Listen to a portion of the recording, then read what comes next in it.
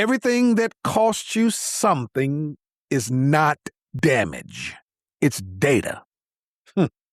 Every season that stripped you down, every room you were asked to leave before you were ready, every version of yourself you had to bury, every relationship that ended without a clean explanation, every title that got removed, every plan that didn't survive contact with reality, all of it produced data.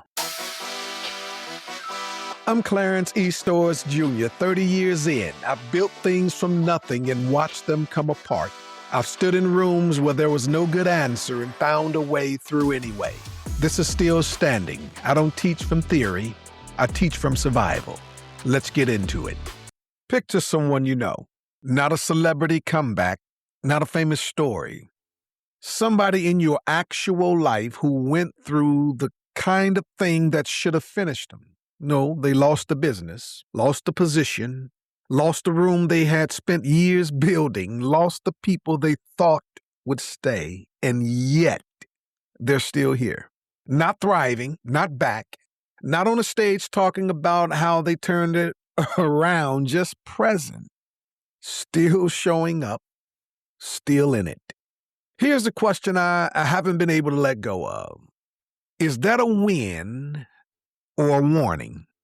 Welcome to Still Standing. I'm Clarence Edward Stowers Jr., and this is a show for the person who made it through something that was supposed to stop them and is now trying to figure out what to do with still being here.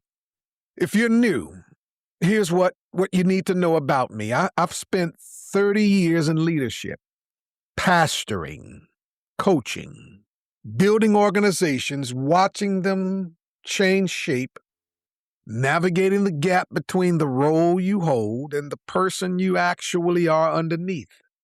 And a few years ago, I went through a season that stripped a lot of things down. I'm not going to give you the whole story in the first 5 minutes. That's what this season is for. But here's what I want you to know up front. I don't teach from theory. I don't have a theory about resilience that I developed from watching other people struggle. I teach from what it actually took. And this season, season 2, Still Standing, I'm going further into the honest, specific, sometimes uncomfortable truth of what surviving a real loss actually produces. Not the highlight reel, the real thing. If that's what you came for, stay with me. We've got a lot of ground to cover. Write this down. Most people treat still here like a trophy. You made it. You didn't quit when quitting would have been easier, more rational, a more dignified choice. No, you stayed. You showed up when showing up cost something. You kept the lights on, kept the relationships in place, kept enough of yourself together to still be functioning.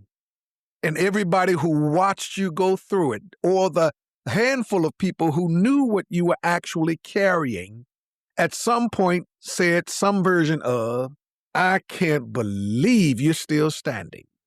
I don't know how you do it. And that felt like something. It felt like evidence that the worst was behind you. I understand why people hold it that way. Because survival does deserve recognition. Staying when you could have walked away is real. Choosing to be present in a season that is actually and actively trying to erase you, that's not nothing. But here's what I've been sitting with for the last 2 years. And what this entire season is going to pull apart layer by layer. Still here is not the same as back. And those two words, still here versus back, carry completely different futures. And if you spend your energy trying to get to one when you're actually standing inside the other, you'll waste years of your life waiting for something that's never going to arrive. I've done it. I know what it costs. Let me tell you what the confusion actually looks like in practice. Because it doesn't feel like confusion, it feels like patience, feels like faithfulness. It feels like not giving up. Here's the internal monologue that runs the loop. When this settles, I'll get back to it. When clarity comes, I'll know what to do next. When the right moment arrives, I'll step back in. When things stabilize, I'll be who I was before all of this. Sound familiar? That sentence, in all its variations, is the one of the most expensive thoughts a person can carry. Because it sounds responsible, sounds like wisdom. It sounds like the kind of thing you're supposed to say when you're in the middle of something hard. And guess what? It's a trap. I know, because I said some version of it for years. Here's what I was actually doing during those 2 years, even though I didn't have language for it at the time. I was waiting to return to a version of myself that no longer existed. Not because something in me broke, because that version of me had already finished its job and moved on. It had taken me as far as it was built to take me. And when the season it was built for ended, it ended too. The building that was central to what I had built for years, and we sold it. And what I thought was a transition, a step in a longer story, turned out to be conclusion. A conclusion to a chapter I didn't know was closing. I'm not asking you to feel sorry about that. I'm past that. But I'm telling you because I need you to understand what the next line actually means. When that chapter closed, I spent a long time treating it like a delay, like a pause in the story before the original version resumed. Kept looking for a way back in. I kept referencing who I was before, as if that person was still available and just temporarily out of reach. He wasn't out of reach. Man, he was done. Not destroyed, done. Finished. He had done exactly what he was built to do, exactly as long as he was supposed to do it, and he handed me off to a version of myself that I hadn't met yet. The problem is I kept trying to find him instead of meeting the new one. See, right there. That's the difference between still here and back. Still here means I survived the version of my life that was supposed to end. I'm present. I am in it. Made it to this moment, whatever this moment looks like. That's still here. Back means I'm trying to restore what was, measuring progress by how close I am to who I used to be. I'm waiting to feel like myself again, by which I mean the self that existed before the loss. And those are not the same destination. They're not even on the same road. You see, still here is a true statement. It's the only statement you can make with full certainty in the middle of a season you don't fully understand yet. Back is a fantasy, a comforting one, a reasonable one, but a fantasy nonetheless. Because here's the thing nobody tells you when you survive something that was supposed to stop you. The version of you that existed before the loss already did its job. Let me say that again because I need it to land. The version of you that existed before the loss, before the business closed, before the title changed, before the room emptied, before the relationship ended, before whatever restructured your life without asking your permission, that version did exactly what it was built for. It carried you to the edge of the thing that would change you. And when you got there, It handed you off like a relay race. You're not supposed to go back and get it. You're supposed to figure out what it left you with. And here's where most people make the second mistake. They decide that what it left them with is the damage, the grief, the confusion, the identity questions that don't have clean answers, the awkwardness of not knowing exactly who you are now that that role that defined you is gone, the quiet embarrassment of having to rebuild something without a clear blueprint. They carry all of that as weight, as evidence that something went wrong, as the cost of the loss. And I want to say something about that. Something that's going to sound wrong the first time you hear it, and then you're going to sit with it, and then when I think it's going to change something for you, and then I think it's going to change something for you. You ready? Everything that costs you something is not damage. It's data.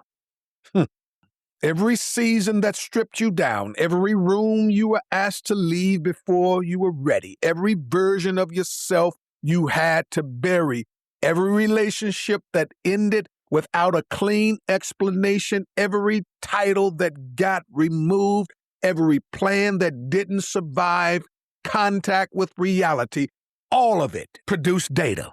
All of it produced information.